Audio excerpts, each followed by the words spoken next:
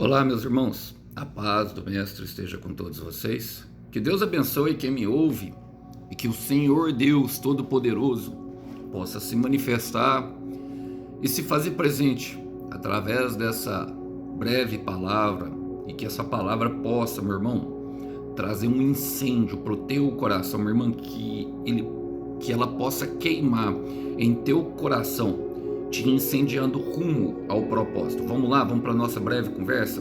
O texto hoje para a nossa breve reflexão encontra-se no Evangelho de Jesus Cristo. Quero ler com vocês segundo o autor, pastor, teólogo e espiritual homem de Deus, João. Eu quero ler com vocês o capítulo 3 a partir do verso 31, para aquilo que o Senhor quer falar. Diz assim: aquele que veio do alto é superior a todos. Nós somos da terra e falamos de coisas terrenas, mas ele veio do céu e é superior a todos. Ele dá testemunho daquilo que viu e ouviu, mas como são uns poucos os que creem no que ele diz, todo aquele que aceita seu testemunho confirma que Deus é verdadeiro, pois ele foi enviado por Deus e fala as palavras de Deus, porque Deus lhe dá sem limites o Espírito. O Pai ama o Filho e pôs tudo em suas mãos, e quem crê no Filho tem a vida eterna, que não obedece ao Filho, mas tem a vida eterna. Quem não obedece ao Filho não tem a vida eterna, mas a ira de Deus permanece sobre ele. Glória a Deus, irmãos. O João Batista teve um encontro inusitado com os seus discípulos, que estavam enciumados porque alguns discípulos deixavam de seguir ele, estavam defendendo o seu mestre, irmão, parecendo Pedro cortando a orelha de Malco, defendendo o seu mestre, meio enciumados porque alguns discípulos começaram a seguir Jesus Cristo. E eu costumo falar que João Batista, ele tipifica a igreja, porque ele prepara o caminho no deserto, ele aponta para Cristo. E aqui, ele, no final da sua mensagem, ele falando que em João 3,27, ele fala que nada é dado ao homem se do alto não vier. No versículo 30 ele fala: é necessário que eu diminua para que ele cresça. Depois dessas palavras impactantes, justamente apontando para Cristo, ele dá um testemunho acerca de Jesus Cristo, daquilo que ele enxergou pelo poder do Espírito Santo, profetizando sobre a superioridade do Filho. E pensando nisso, eu quero fazer as aplicações pertinentes. Por que é tão importante, irmão, nós enxergarmos a superioridade do Filho de Deus, Jesus Cristo de Nazaré, o homem Deus, o Deus em forma de homem, a sua divindade, ela é poderosa e é capaz de nos libertar das correntes da morte. Vamos lá? Vamos fazer as aplicações. Fala assim, ó: aquele que veio do alto é superior a todos. Mas nós somos da terra e falamos de coisas terrenas, mas ele veio do céu e é superior a todos. Irmão, aqui o João começa traçando uma diferença bem grande entre nós e Jesus Cristo, e é necessário que haja essa separação. É necessário que nós tenhamos a consciência que Jesus Cristo não é um homem comum. É necessário que isso venha incendiar o nosso coração. Para quê? Para que nós possamos o seguir. A superioridade. Os fariseus, irmãos, muitas vezes trataram como um comum. E pior ainda, trataram ele como um abaixo dele. Não, Cristo é superior, infinitamente superior. Porque, irmão, a origem revela a diferença. A origem revela a superioridade. Vamos ler novamente. Aquele que veio do alto é superior a ele. Ele veio do alto, irmão. Nós somos da terra e falamos de coisas terrenas, mas ele veio do céu e superior a todos. E nós percebemos isso nas palavras, irmão. Nós estamos preocupados como é que vai pagar o boleto no final do mês. Estamos preocupados se nós vamos casar antes de Jesus Cristo voltar. Estamos preocupados com as coisas desse mundo, irmão. E ele está preocupado em nos levar para o céu. É diferente. Quero ler com vocês 2 versículos. Primeiro, que mostra essas concepções para nós partirmos nessa linha de pensamento. Salmo 51, versículo 5. O salmista Davi teve essa percepção, teve essa revelação. O fato de que nasci pecador desde o momento o fato é que já nasci pecador desde o momento em que minha mãe me deu a luz. Agora vamos ler no Evangelho de Jesus Cristo. Jesus Cristo, segundo Lucas, capítulo 1, quero ler com vocês o versículo 34 e 35, sobre o nascimento de Jesus. Maria perguntou ao anjo: mas como posso ter um filho? Eu sou uma virgem. O anjo respondeu: o Espírito virá sobre você e o poder do Altíssimo a cobrirá com a sua sombra. Por isso, a criança que vai nascer de você será chamada de santo. E filho de Deus. Foi concebido, irmão, sem pecado. Sem pecado. Aqui mostra a diferença. E a luz, irmão, fala justamente daquilo que é a revelação desse mundo. Nós precisamos compreender algo sobre a luz, quando a Bíblia chama algo de luz. Por exemplo, Jesus Cristo fala, eu sou a luz do mundo. E quando a nossa mãe dá a luz, o que acontece? Estava encoberto pela barriga dela, nós estávamos na escuridão do seu interior. E quando dá a luz, nós conseguimos ver o rostinho, conseguimos ver como é a criança. A luz fala de revelação, irmão. E olha, João, continuando, ele fala, ele dá o testemunho daquilo que viu e ouviu, mas como são poucos os que creem, nos que creem que ele diz. São pouquíssimos, irmão. Por quê? Ele revela o Pai, mas serão poucos os que conseguirão enxergar.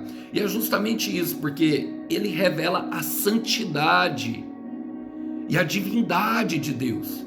Hebreus capítulo 1, versículo 3 vai falar que ele revela a glória de Deus, irmãos. Mas são poucos que conseguirão enxergar isso, é o que João está falando. Vamos repetir. Ele dá testemunho daquilo que viu e ouviu, mas como são poucos os que creem no que ele diz. A porta é estreita, irmão. O caminho é difícil. A trilha é estreita e difícil, irmão. Mas eu quero te dizer, meu irmão, que os resultados, eles superam os obstáculos. Eu quero repetir para você, minha irmã, os resultados dessa peregrinação em busca da superioridade de Cristo superam os resultados.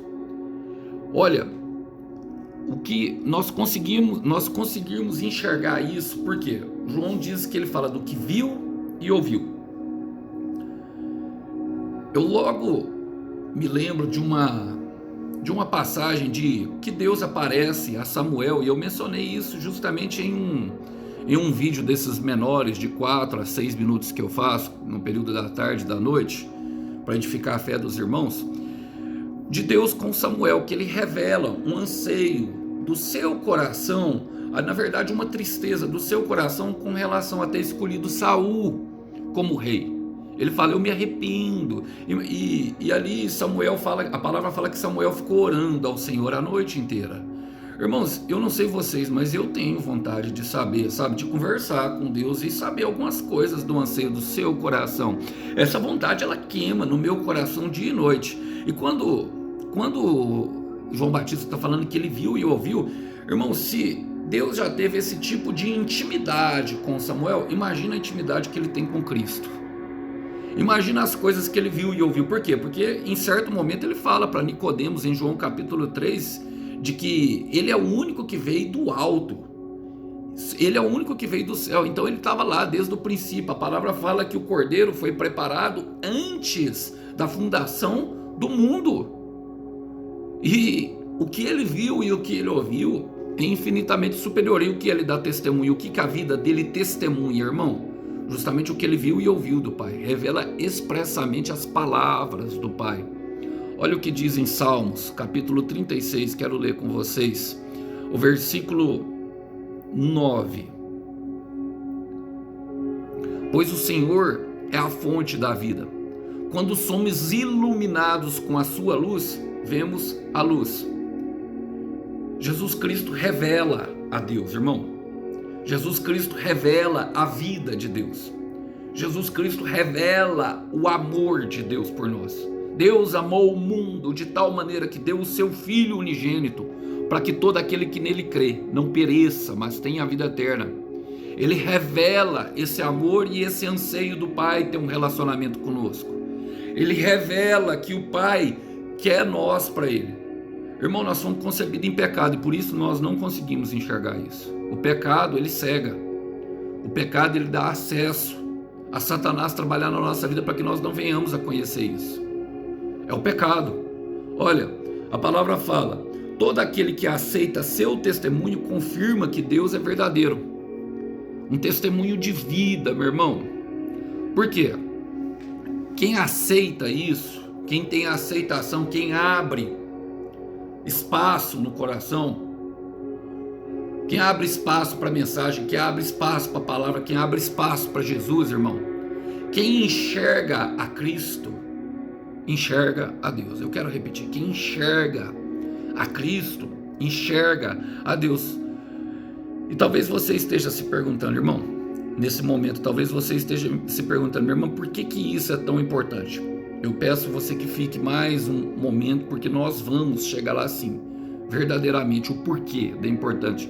Olha, a palavra fala em 2 Coríntios, capítulo 4, versículo 6, palavras do apóstolo Paulo, que essa luz divina resplandeceu ele num momento em que ele acreditava com todo o seu coração que fazia a vontade de Deus, no caminho para Damasco, perseguindo aquilo que naquele momento eles chamavam de os seguidores do caminho.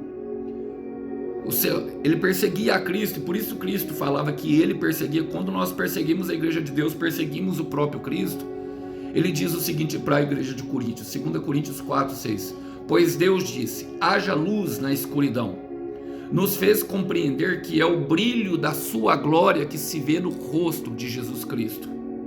Quando enxergamos a Cristo, irmão, enxergamos a Deus. Quando nós conseguimos entender que Jesus Cristo é Deus, que Jesus Cristo revela a vontade de Deus, que Jesus Cristo revela a sua divindade, o seu amor leal, fica mais fácil, irmão, aceitar o propósito. Fica mais fácil.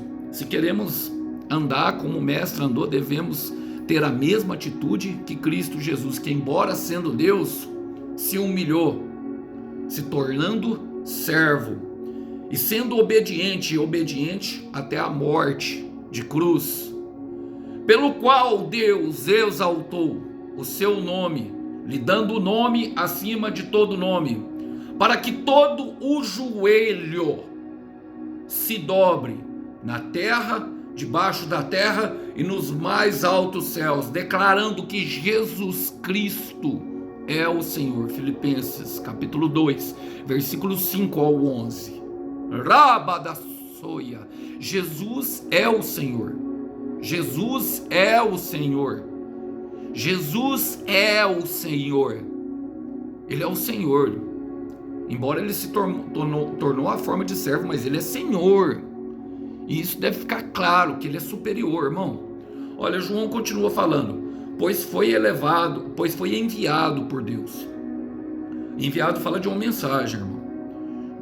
Justamente o envio fala de uma mensagem de alguém que quer comunicar algo a alguma pessoa.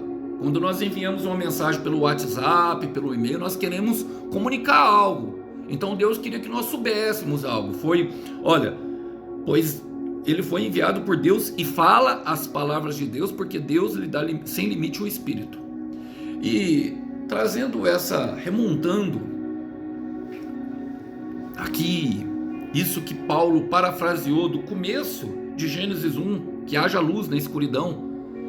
Deus olhou para o problema, Deus viu que estava tudo em trevas, e somos assim, irmão, por quê? Porque fomos concebidos em pecado. Então, Deus olhou, Deus nunca nos tratou, irmão, e desde o começo da palavra nós percebemos isso. Quando ele fala haja luz, e a luz de Deus, segundo João 9,5, é propriamente o Senhor Jesus Cristo, ele trouxe a solução, irmão. Ele não falou, olha, seu problema é isso aqui, isso aqui, isso aqui. Não, trouxe a solução. As palavras de Deus são proféticas, as palavras de Deus apontam para a solução. Deus nunca vai ficar apontando para problema, irmão. Ele aponta para a solução. E aqui a gente percebe, irmão, vamos ler novamente, porque ele fala assim, pois ele foi enviado de Deus e fala as palavras, porque ele dá sem limites o Espírito Santo, irmão. Aqui João Batista está tendo a revelação da Trindade. O Pai, o plano. Jesus Cristo, a palavra em execução, na plenitude do Espírito que conduz. O Espírito é que orienta, que purifica, que faz os sinais e as maravilhas. O Espírito de Deus que nós não conseguimos ver. E por isso nós não conseguimos ver com os nossos olhos carnais, precisávamos de uma revelação por meio da palavra encarnada. Então, a orientação divina, meu irmão, na plenitude da palavra e do Espírito se cumpre em Jesus Cristo. Eu quero repetir. A orientação divina na plenitude da palavra e da palavra e do Espírito se cumpre em Jesus Cristo. Ou haja luz de Deus, irmão. Olha, eu gosto muito de um texto, ministrei ele também em um dos vídeos mais curtos e quero trazer ele novamente para vocês, que está em Salmos, que mostra justamente a nossa condição nesse mundo e que mostra justamente o porquê que Jesus Cristo se faz tão importante, irmão. A palavra fala em Salmo 119, versículo 19: sou peregrino na terra, não esconda de mim os teus mandamentos. Primeiro, irmão, o salmista está tendo a revelação de que ele é peregrino. E o que é um peregrino? Segundo o dicionário Hawais, o peregrino é um viajante cujo não tem uma moradia fixa e está em uma longa jornada, com um destino sim estabelecido, mas ele vai de lugar em lugar, em todos os lugares que ele passa, ele é estrangeiro. Ele é assim, nós somos estrangeiros aqui. Eu estou pregando para pessoas que se sentem como um estranho no ninho. Eu estou pregando para pessoas que muita coisa não tem feito sentido. Eu estou pregando aqui para pessoas que Jesus já colocou a eternidade em seu coração.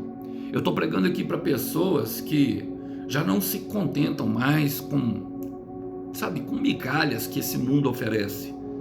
Sou peregrino na terra. Um peregrino, irmão, é essa a convicção que nós devemos ter. Tem um filme que eu esqueci o nome do mendigo que fala, que confronta os ricos. Ele fala assim, ó: todos nós somos peregrinos nessa terra, desesperados, tentando achar o caminho de volta para casa. E eu creio que encaixa bem, porque o peregrino ele não tem apego às coisas da terra. O peregrino ele arma e desarma a sua tenda, não se apegando a lugares, não se apegando às pessoas, se apegando justamente ao destino que ele tem, sabendo que ele faz uma longa jornada. Mas o salmista ele tem uma revelação: não esconda de mim. Por quê? Porque está encoberto, não consegue enxergar o que? Os teus mandamentos. Agora os mandamentos é de quem?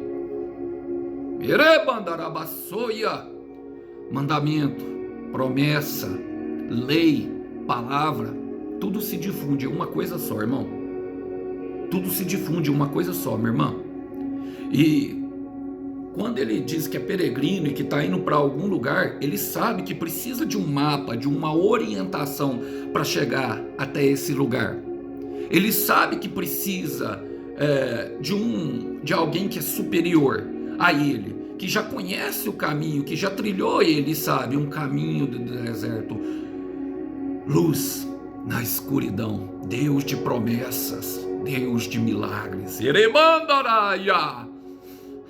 Não esconda de mim. Ele precisa da luz. O que? Os teus mandamentos. Luz para os meus caminhos é a tua palavra, lâmpada para os meus pés.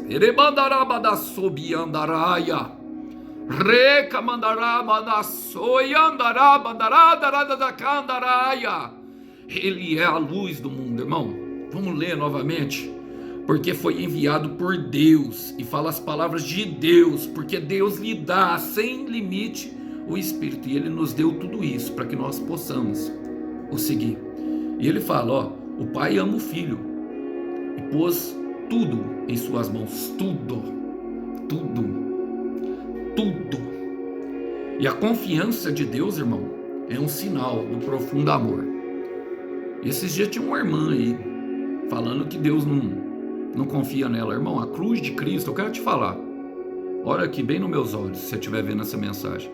A cruz de Cristo revela: eu acredito em você.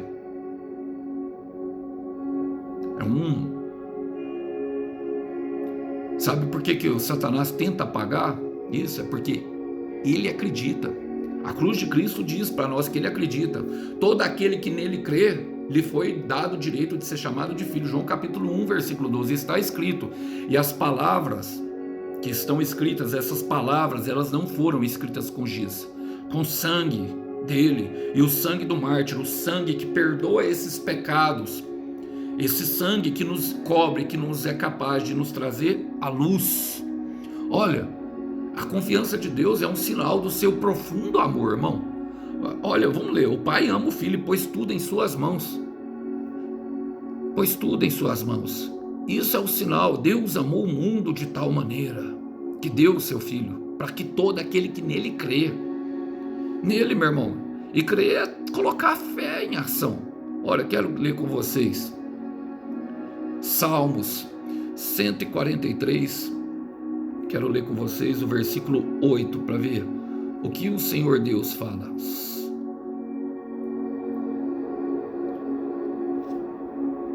Mostre-me o seu amor fiel já pela manhã, porque confio no Senhor. Mostre-me o caminho por onde devo andar, porque a minha oração é sincera. Coloca diante dele em oração sincera para você ver se você não vai saber. Irmão, convicções entram dentro do coração para quem crê na superioridade do Filho. Ele não é comum. Ele é o Deus Todo-Poderoso. O Pai pôs tudo na mão dele. O Pai pôs tudo na mão dele. O Pai pôs tudo na mão dele. E olha, ele fala, e quem crê no Filho tem a vida eterna. Quem não obedece ao Filho não tem a vida eterna, mas a ira de Deus permanece. E aqui a gente percebe, irmão, aqui a gente percebe algo muito importante. Por que algumas pessoas se sentem condenadas? Porque não creem. Porque não creem, irmão. O amor de Deus está na morte de Jesus Cristo. O castigo que nos o castigo que nos dá a paz estava sobre ele. Era o castigo que nós merecíamos. 1 João capítulo 4 versículo 19. Nós o amamos porque ele nos amou primeiro. E quem compreende isso, irmão, entende que Jesus veio para nos livrar da ira de um Deus vivo que nos criou com um propósito específico. É com um propósito específico, irmão. E é por isso que muitas vezes nós, nos sentimos dessa forma, porque não conseguimos enxergar o propósito, não conseguimos ter a revelação da palavra de Deus que está sobre a nossa vida, não conseguimos enxergar Jesus em nós.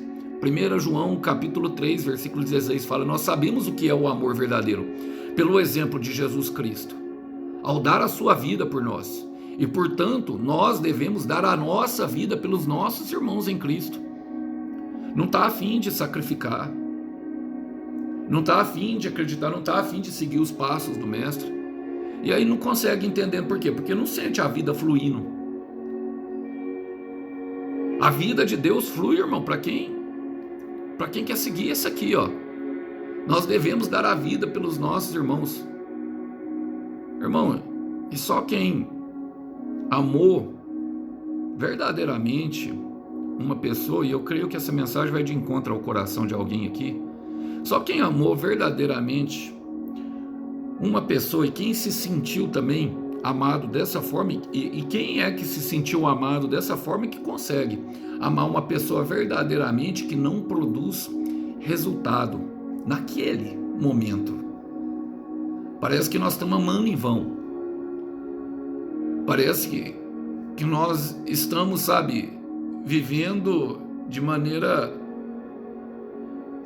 em vão. Parece que o trabalho está sendo em vão. Parece que eu estou gastando meu amor com quem não merece. Quem é que merece? Quem é que é digno? Quem é digno? Quem merece esse amor? Quando eu olho para a minha vida, quando eu olho para os meus pecados, eu lembro, consigo ver, enxergar claramente a minha vida. Não transfiro a culpa de ninguém. Tudo que eu fiz não foi por culpa de ninguém, foi culpa minha. Eu escolhi. Eu segui. Eu escolhi estar nos lugares onde eu estava, mesmo tendo os avisos que eu tive antes, sinais de coisa ruim que poderiam acontecer. Eu escolhi. Eu escolhi pecar, eu escolhi cheirar cocaína muitas vezes, eu escolhi assistir pornografia, eu escolhi me relacionar com quem eu não deveria me relacionar, eu escolhi, olhar para onde eu não devia olhar, eu escolhi ouvir, quem eu não devia ouvir, mesmo sabendo que a pessoa falava mentira, Eu escolhi. Eu escolhi me enganar, eu escolhi me iludir. Eu escolhi. Mas esse aqui, ele é verdadeiro. E agora eu escolhi ele. E agora é por isso que eu me apego. Por quê? Porque quando a gente se coloca nesse caminho, a vida flui, irmão. A vida flui. Flui de certa maneira que nós não conseguimos, irmão. Sabe? Não conseguimos, de fato, trazer uma explicação. A gente só sente. É naquele momento que a vida flui. É naquele momento que a gente percebe que Jesus Cristo é Rei e que Jesus Cristo é Senhor. Eu quero terminar com Salmos 44, versículo 3, que diz: não foi por sua própria força, nem com suas armas. Eles venceram os inimigos e conquistaram a terra pela mão direita do Senhor, a mão de autoridade, pelo seu braço forte, e iluminados pela luz do seu rosto. Conseguiram isso por causa do seu amor por eles. Erebandaraia! Que a luz de Cristo resplandeça em vós. Cristo em nós, a esperança da glória. Que os irmãos possam ficar com essa breve meditação. A paz do Senhor Jesus esteja com todos. Até uma próxima. Tchau, tchau.